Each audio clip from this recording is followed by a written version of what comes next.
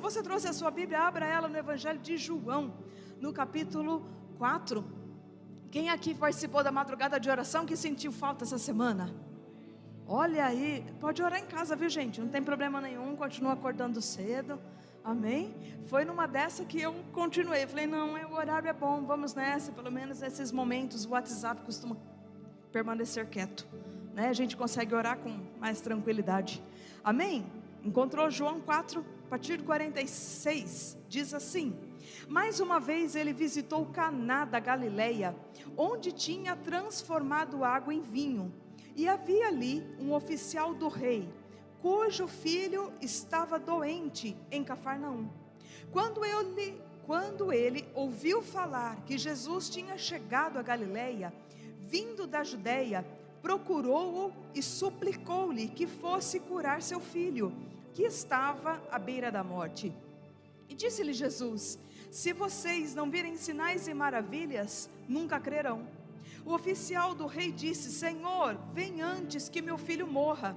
Jesus respondeu: pode ir, o seu filho continuará vivo. O homem confiou na palavra de Jesus e partiu. Estando ele ainda a caminho, seus servos vieram ao seu encontro com notícias de que o menino estava vivo. Quando perguntou a que horas o seu filho tinha melhorado, eles lhe disseram: a febre o deixou ontem, à 1h da tarde. Então o pai constatou que aquela fora exatamente a hora em que Jesus lhe dissera: o seu filho continuará vivo. Assim creram ele e todos os de sua casa. Amém? Pode fechar a sua Bíblia aí.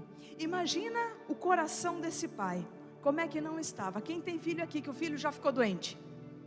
Que já ficou com febre? Gente, é difícil, não é? A gente, se tiver que levar para o hospital ainda, se tiver que fazer alguma coisa, o coração fica apertado. Se a gente pudesse trocar de lugar, a gente trocava de lugar, é ou não é? Entenda que esse homem, ele morava em Cafarnaum. Cafarnaum ficava distante dali cerca de 60 quilômetros. Não é do tempo de hoje que tinha veículo que, vamos dizer que 60 quilômetros, em 1h a gente estava já no destino. Tanto é que ao final, né, quando ele encontra, não sei se você notou, mas já tinha passado um dia. E ele então, e ali em Cafarnaum ficava numa região mais tropical de Israel. E na época do verão e de outono, então se tinha muitos insetos. E assim como a gente tem a dengue, aqui então acontecia casos desse tipo, onde as pessoas tinham febre. E o que acontecia? Essa febre levava muitas pessoas à morte. Por isso que esse homem chega em Jesus e fala: viu Jesus, o meu filho está à beira da morte, vem comigo. Ele sabia, não é, o que estava acontecendo e em que ponto o seu filho estava. Então imagina o desespero desse pai. Muitos acabam se aproximando do Senhor numa situação assim, numa situação de quase morte, numa situação de quase falência, numa situação de quase divórcio, numa situação de total desespero. Então muitas vezes nós nos aproximamos do Senhor, a gente às vezes até usa o termo de que eu vim pelo amor, eu vim pela dor. E quando a gente pergunta, não, eu me aproximei do Senhor por conta de problema, eu vinha pela dor. Na verdade, gente, todos nós chegamos ao Senhor pelo amor. Foi pelo amor que Jesus teve por cada um de nós que Ele foi para aquela cruz. Fala assim: você chegou em Cristo por amor. A circunstância é uma outra coisa, mas todos nós nos aproximamos do Senhor de fato pelo amor. Então muitas vezes nós nos aproximamos do Senhor nessa circunstância. Agora imagina que aquele homem, que ele era um dos principais, entenda que ele não era judeu, ele não era israelita, não era hebreu. Ele sai de casa falando para a esposa o que? Viu, mulher, eu vou atrás desse homem que está aí com essa fama curando, e eu vou trazer ele, eu vou chegar e eu vou vir embora com ele. Então ele chega em Jesus e fala assim: Jesus, vem comigo, eu estou assim, sou um pai desesperado, meu filho está à beira da morte, vem comigo. E Jesus responde o que para ele? Versículo 50, põe para mim. O que Jesus respondeu para ele? 1, 2, 3. E aí? Você ia? se agarrava no pé de Jesus: não te solto, não te largo até que você vai embora comigo. Não, profetiza, eu ia. Acha que não? Se Jesus falasse, acha que não? Quantas vezes o Senhor já nos deu uma palavra e a gente não fez absolutamente nada? Se aquele homem não tivesse acreditado, tivesse retomado o seu caminho de volta, o seu filho teria sido curado? Provavelmente não. Existem milagres que aconteceram na hora, e existem milagres que acontecem na obediência. Muitas vezes nós queremos entender aquilo que Deus disse. Queremos interpretar, mas para que vou me banhar no Rio Jordão? Por que eu tenho que me lavar no tanque de Siloé? Ou porque eu tenho que ir lá pedir perdão? Ou por que eu tenho que pedir a conta do meu trabalho numa situação assim? Ah, tá fácil, Jesus, então vamos comigo. Jesus não disse, não, eu mandei você ir. E tem horas que a gente só vem na igreja, a gente ouve a palavra, mas a hora que a gente chega em casa, a gente ora, a gente não sente nada. Mas será que é esse negócio mesmo? Será que Jesus não mudou de ideia? Eu acho que ele não assistiu o Jornal Nacional para ele ter mandado eu ir. Fala assim, de vez em quando parece que Jesus não ouve notícia. Conta aí, fala assim, você está muito sério, gente, está louco, nem parece que está no mês de férias. Eu acho que você está no mês de férias em casa meio louco, né? Você está meio louco em casa, com as crianças em casa? Fala assim, relaxa, você está na igreja agora, as crianças não estão aqui. Vai, gente, pode falar, você está muito sério. Fala assim, relaxa, você não vai apanhar no culto. Era só um comentário, fica tranquilo. Vamos voltar aqui, gente. Tá, e aí muitas vezes, agora você vai repetir, fala assim, parece que Jesus, de vez em quando não ouve comentário, não ouve noticiário. Fala assim, ele só manda a gente ir. Mas ele não vai. Ele fica lá no lugar dele, observando a gente. Precisamos aprender o quê? Que a gente só precisa de uma palavra. Precisamos confiar a tal ponto que o Senhor estará conosco até a consumação dos séculos. Ele não nos deixará e Ele não nos abandonará. Existem coisas que a gente já sabe que a gente tem que fazer e a gente fica pedindo confirmação. Existem muitas vezes que a gente vem aqui no culto e o Senhor, Ele é muito claro, e a gente chega em casa, sai da igreja, não sei o que é que eu tenho que fazer. Não, alguma coisa você já sabe que tem que fazer, porque Jesus não ia simplesmente dizer, falar para você assim, pode ir. Conta aí para quem está perto de você, fala assim, pode ir. Fala assim, essa é a palavra, fala assim, pode ir. Muitas vezes existem pessoas pedindo uma palavra nova, quando ainda não obedeceram a palavra antiga. Senhor, me dá uma nova palavra, Senhor, me dá uma direção. Pergunta aí, o que você fez? Qual a última direção que Deus te deu? Porque enquanto a gente não obedecer ordem simples, o Senhor não nos dará ordem complexa.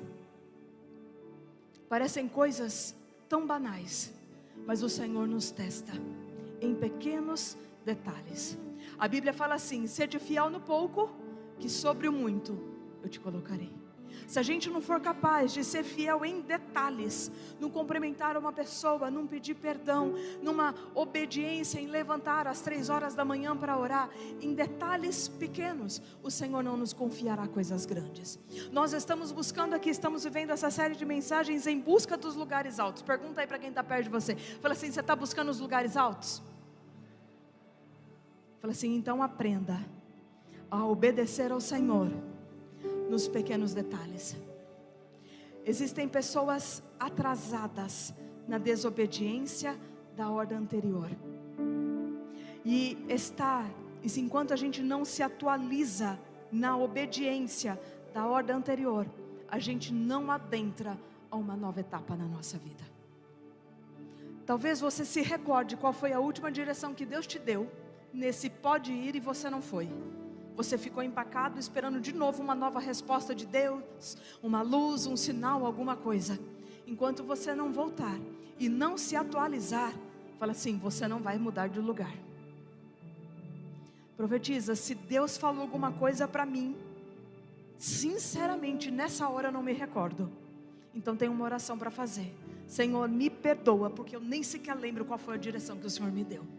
E eu preciso que o Senhor me fale ela novamente, para que agora então, eu ouvindo a respeito desse homem, do filho desse homem que foi curado, eu possa então obedecer. Mas olha aí para quem está perto de você, fala assim: a obediência tardia também é desobediência. Fala assim: então não perca a segunda chamada. Fala assim: essa já é a segunda chamada. Glória a Deus pelas oportunidades que o Senhor nos dá de nos alinhar e de nos reajustar. Eu não sei qual a situação em que você está vivendo, se você está pedindo respostas do Senhor para a sua vida. O Senhor é aquele que não nos deixa desamparados. O Senhor é aquele que não nos deixa sozinhos. Independente dele nos acompanhar, como nesse caso aqui, ou não, em específico, espiritualmente o Senhor está conosco. Ou nós confiamos e depositamos nele a nossa confiança, sendo obedientes em pequenos detalhes, sabendo que ele nos proporcionará coisas grandes. Olha aí que eu lembrei disso agora. Fala assim: são as pequenas raposinhas que causam mal à vinha. Fala assim: são as nossas pequenas desculpas que retardam as promessas de Deus na nossa vida. Precisamos estar vigilantes, porque o inimigo é astuto e pronto para armar ciladas, para nos distrair, para nos fazer roubar da promessa e da palavra do Senhor. Se eu não me engano, foi na semana passada que eu mencionei a respeito das sementes que são lançadas na nossa vida. Gente, de novo, estou falando sobre isso. Estou me lembrando disso agora. Quantas sementes de Deus já semeou na nossa vida e nós desprezamos. E hoje novamente o Senhor vem nos falar: o que é que você tem feito com a palavra que eu já liberei sobre a sua vida? Pergunta aí: o que é que você tem feito com a palavra que Deus já liberou sobre sua vida, sobre a sua família, sobre tudo aquilo que lhe diz respeito? Qual passo você já deu?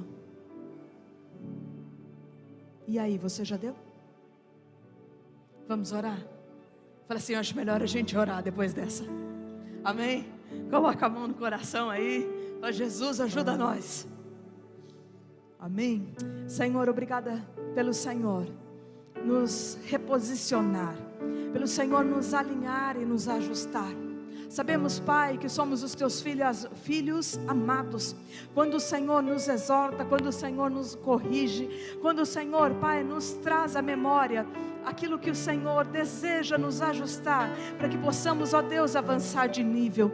Senhor, nós não queremos ser nuvens sem água, que ouvem, Senhor, a sua voz, mas que são levados, ó Deus, por qualquer vento de notícia. Nós queremos ser conduzidos, ó Deus, pelo teu Espírito.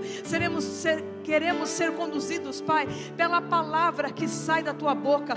Não só de pão viverá o homem, mas de toda a palavra que procede da boca de Deus.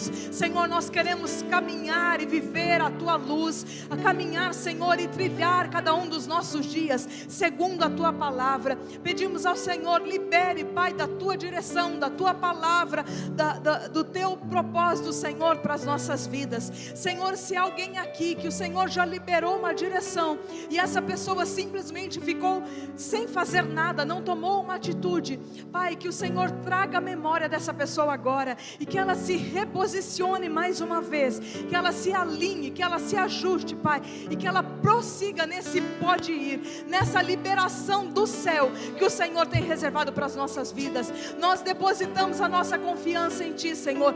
Cremos que o Senhor é aquele que faz muito mais do que aquilo que nós pedimos ou pensamos. A Ti seja, Senhor, a nossa alegria. A Ti seja, Senhor, o regozijo da nossa alma.